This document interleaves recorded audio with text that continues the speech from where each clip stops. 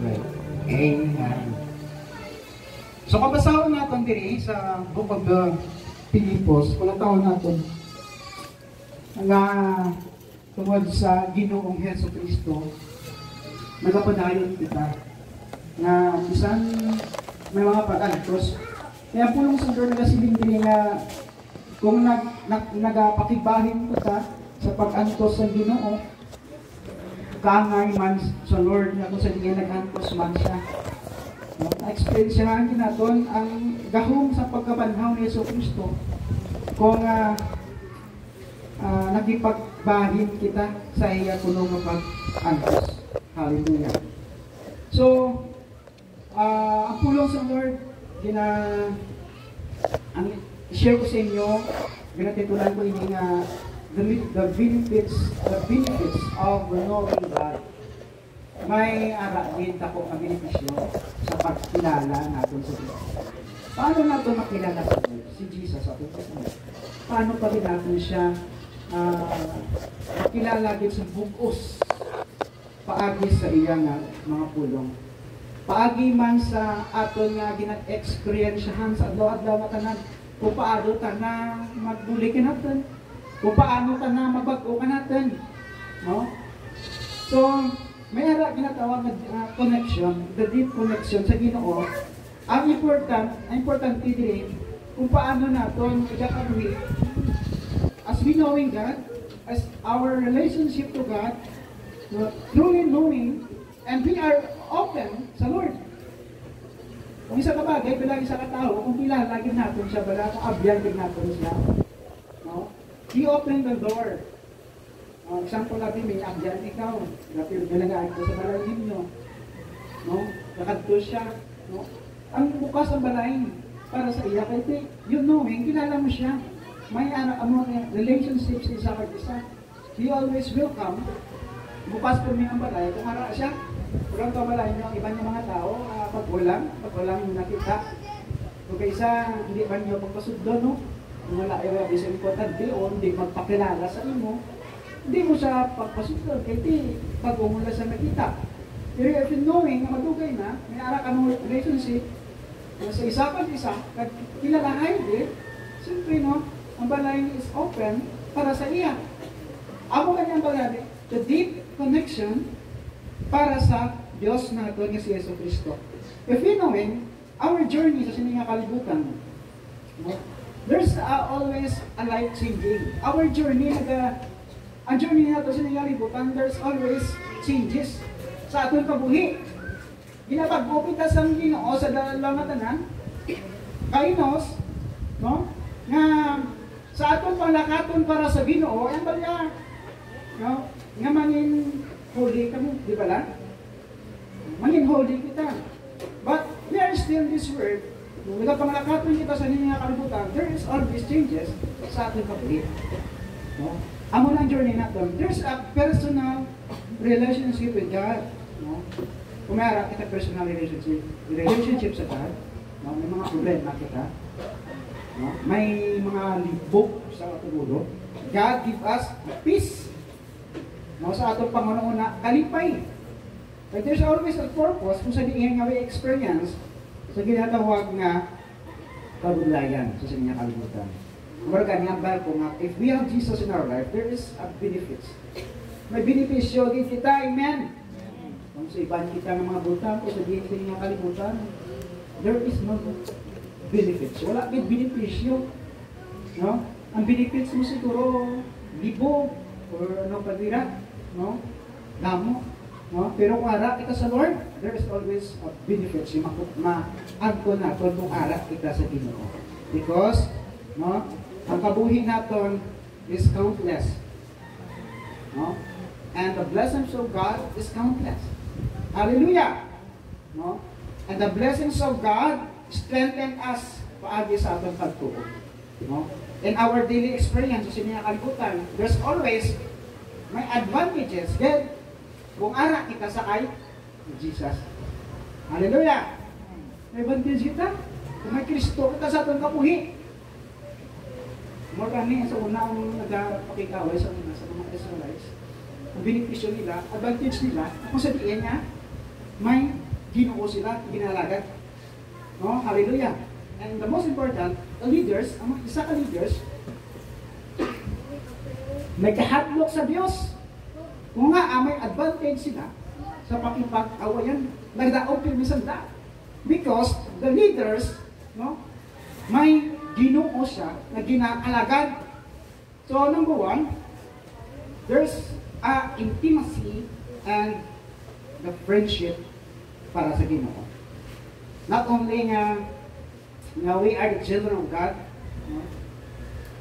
We also the friends of God. May kantagan na kita, di ba? We are the friends of God. No? Siling kini, James chapter 2 verse 23, napamatugaan ang ginasiling sa kasulatan, nagtuo si Abraham sa Dios. Kaya tungod sa iya pagtubin pakamatalong siya sa Dios, ginatawag pagani siyang abyan sang Ginoo. Nga ang gitawag si Abraham abyan sang Ginoo because of his faith. Wala din sila dulaan sa paglaom, ang pagtuon niya, ara gihapon. Bisang dugay rin ang iyang pagpangamuyo. Hallelujah! May tawang tanda ka, isa ka bata. Si Sarah, nag-edad sa 90 years old. Si Abraham, nag-edad sa 75 years old. Si Sarah, nag-una-una.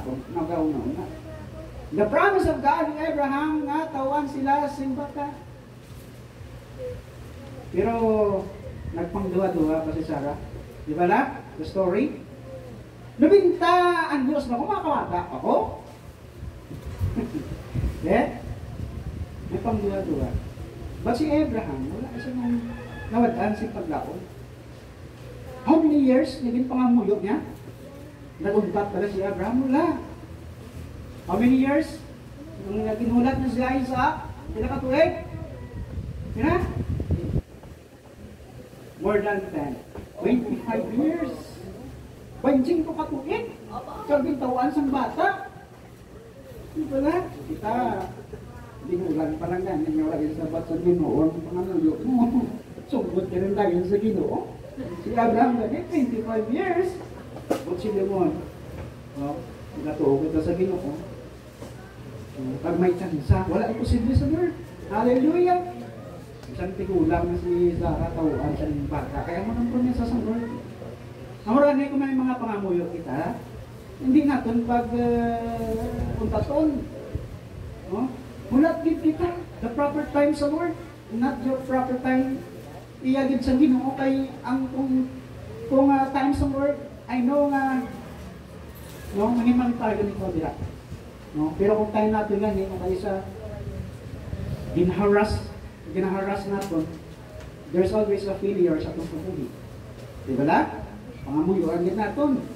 Number one, gid, pangamuyo, gid sa Ginoo, kung may tao pa Ginoo, di.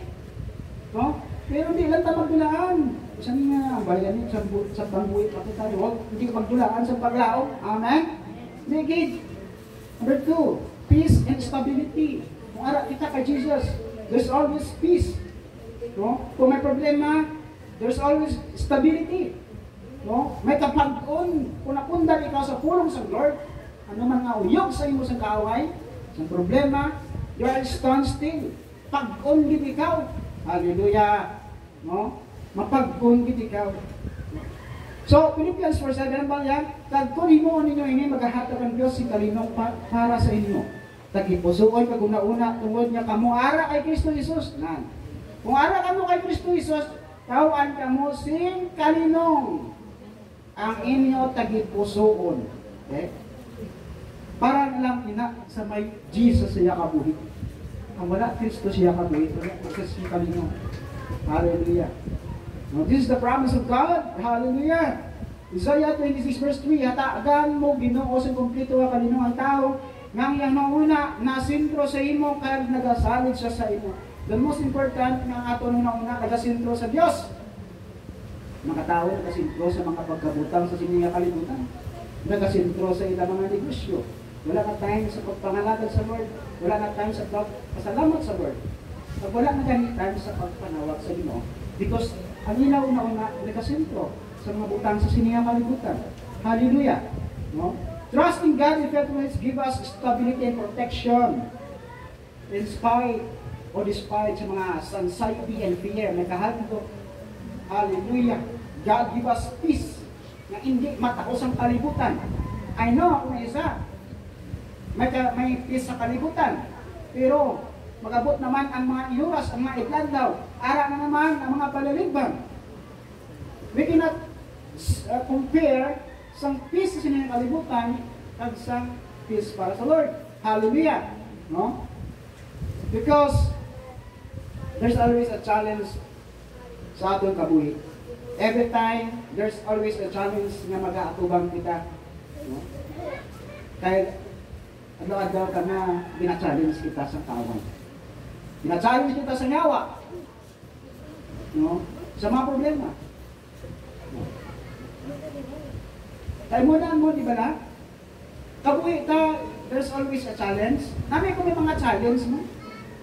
No? Hindi ka mangin maisog or hindi mo mahimo ang mga butang kung wala challenge. Doon gina-challenge ka pala. Di ba? So, amo na ang kabuhi natin. We always face challenges at ang kabuhi. And we have a joy and satisfaction. May kalipay sa atong kabuhi. We are satisfied kung ano ang manarap natin. Hallelujah. Kung ano ang blessings ang ginatao sa Ginoo, we are satisfied kag may kalipay ka. Kung ano taon mo, ang mga tao, bala nga grabe na bala ang ilang kabuhi o mga manggan na nila. No? Ang ilang kalipay or satisfaction, makita na nila, or material na bagay, kung ano lang ilang makita. No? Dirat sila lang nalipay. Pero kung makabot gani, matapos na ang mga tinuig, hindi na sila manipayon. Di ba na? Kung ibla sa isa ka cellphone, no? So una, first time mo naka-cellphone, grabe ang imo kalipay. No? May first time mo naka-cellphone, malipayon ikaw. Pero samtang mga gadugay, kung isa, ginamo pa na, ginatitigan para hindi mahulog, or ginapamahugin pa na. Pero gadugay, ginapabayaan mo na lang. No? Sa kanila, pampang mo na sa bata, wala ka pa kaya lang kung mahulog. Di ba na? Pero sa first time mo, binalungan kita. Kay knows na, magubala, pili naman ka oram. Pili ni utang man. Hallelujah. No? So, mo na ang tao. There's always, wala si satisfaction. Kung ang iya syndrome, ang mabutang sa siniya kalibutan. Hallelujah. John 15:11 ang balyan, ginasugay ko ini sa inyo, agad malipay man kamo, pareho sa akon, kag mangin bukos, gid ang inyo kalipay. Apa sa punong sa Lord, mangin bukos ang inyo kalipay. Na. So, isa lang ang himuon ta, mangin malipayon. Kita, we must remain in close relationship with Jesus all the time. Gusto mangin malipayon? Gusto mo mangin malipayon sa dadlaw nga tanan, despite sa mga kabudayan, you remain close to Jesus Christ. Palapit na mula kay Jesus sa dadlaw nga tanan. Hallelujah. No? Kung gusto mo kalipay, no? Na parapit kini sa Ginoo. No? So, amo man na siya ang Ginoong Jesucristo, amo man ang Diyos nga Amay. Kay tungod nga palangga sang Amay ang iya anak, malipayon siya nga ihatag sa aton si Jesus Christ para sa aton mga kasalanan. Sa aton mga sala. Wala sing kapareho makalipay ang kalipay nga halin sa Lord because ang karakter nga halin sa Lord brings satisfaction sa atong kabuhi. Mambala kita, magasiling mambala kita sa kabuhi ha. Si Jesus lang sapat mo. Di ba lang? Kung may Kristo kita, sapat na ka natin. If we have Jesus, there's always a protection and provision. Kung may Kristo kita sa itong kabuhi, may protection at may provision. Hallelujah. Dapat tigid ako akong ara kita sa kay Jesus, hindi na kita pagpabalaan. Kita niya ang mga mulang, mapulang nato, or our daily needs nato. Kitaan sa Ginoo. Agaman niya lang nato nga bugas, Kitaan na si Ginoo. Kapit na lang ang due date. Makanunyo ang mga due date. Kitaan na sa Ginoo. No? Hallelujah. Ang bagay na sa Korinteo pala. Kung hindi ikaw pabayad sa due date, buktan na yun. Budlay ng tilad, kung buktan ikaw, kaya ako pa mga prasisyan mo ko mo. Ang barko, di alang-alang man ang sweldo, yung due date is 21 or 22, dira. Kaya ang kwarta is katapusan pa. Di katapusan pa mga yan, eh. Pero magyapon mo, dan. No? So, pero tuod man nga ang medyo ano na, nang lamabaya, di kita galit sa duty, di lang galit tulad kay manita ka pa galit isang engineer nga para sa point, di ba? No, marang bandang hindi mo. Kung ganda ko, no, may process mo, anay, tapos kapapirma na ikaw sa engineer sa isang electric engineer, electrical engineer, ang bayad yun na brad, kaya bayad, malinig, 5,000 na lang mo. Eh? Yung butong kinaan mo na kasubong ng hindi ko, nabayad pa nga hindi lang na ino. So, preparahan gali natin ina, kasi, no? Buday kung makabayad kita 5K, nagbudayan kita mangita sa electrical engineer, din kita magto. Di ba la? So, muna, no? So, mabudlay git, no? Pero, kuala kita kay Jesus, no? Wala sing budlay. No? Ang bagay sa Psalms 91 verse 1 to 2, ang bisang sino nga magprotektar sa labing mataas na Diyos, makagagahong protektaran niya. Makasiling siya sa Ginoo, ikaw ang akong dalangpan kag magbakod niya pananaguan. Ikaw ang akong Diyos nga akong ginasaligan. So Jesus Christ, na-describe niya ang iyang kaugalingon nga He is our refuge and fortress. And ina-assure ina sa word, there's always security kung ara kita sa Ginoo sa Kristo sa ating bagay. Hallelujah! And if we have Jesus, we have comfort. And the moments na may mga sorrow, kasubo, ang Ginoo ka-comfort sa aton. Kaya mo na ang iyang promise sa iyang mga alagad ng mga matutong. Because God is a God of comfort. 2 Corinthians 1 verse 3 to 4, nalayawan din ng Diyos ang amay sa atong Ginoong Jesucristo. Maluluyon siya nga may God, Diyos na piring nagkabakod, God, nagkakalipay sa aton. Ginapabakod niya kita, kag ginalipay sa tanang-tanga mga kabudayan, agod nga paagi sa hindi niya bulik, nga aton na baton, halin sa iya, mapabakod man naton, kag mapalipay ang iban sa ilang mga kabudlayan. So kanami ba nga kung ikaw mismo naka-experience sang pagpabakod sa Ginoo sa imong kabuhi. Kagamiton ikaw sa Dios bilang isa ka pamakod man sa iban nga mga maluya. Di ba na? Gina-encourage mong iban kay tungod na eksperyensahan mo sa imong kabuhi kung paano ang Dios magabulig sa imo, nagpabakod sa imo sa times nga may kabudlayan kita nga ginaatubang sa dalaw nga tanan. Kay paano kita maka-encourage sa iban kung hindi naton ma-experiencehan ang gahom sa Dios sa aton kabuhi. Paano naton sila mabuligan? No? Paano naton sila ma-encourage?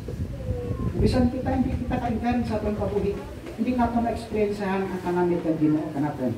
Diba? So, ano na ang ba sa Lord? Nagkakalipay ang Diyos kung ang iyang mga kanakan nagkapadayon ni Sprite sa mga kabudlayan because nga paagi sa imo, you are the testimony sa iba na nakayanan mo ang mga problema na nag-aabot sa iyo. Kita na sa tao, no? Kita na sa tao, mismo ang tao makakita na sa imo kabuhi. Psalms 34:18, malapit ang Ginoo sa mga napaslawan, ginaluwas niya ang mga nadulaan sa paglaom. Okay? Malapit ang Ginoo sa mga napaslawan. Hindi kita magkasubo. Kung pa isa mo na ang na-experiencehan na to, no? Kaya tungod nga, ang Diyos na kasi nga malapit ang Diyos sa mga tao ng napaslawan. Hallelujah! Kag nadulaan sa paglaon. Naka-experience sa kita sa nadulaan na kita sa paglaon. Wala gid ha? Dugay na, wala gid. Di ba lang? Pero, ang Diyos ang mabulit ka natin. Kaya natin ka na. Hallelujah! The Lord is close to the brokenhearted. For watching. Hallelujah, Jesus.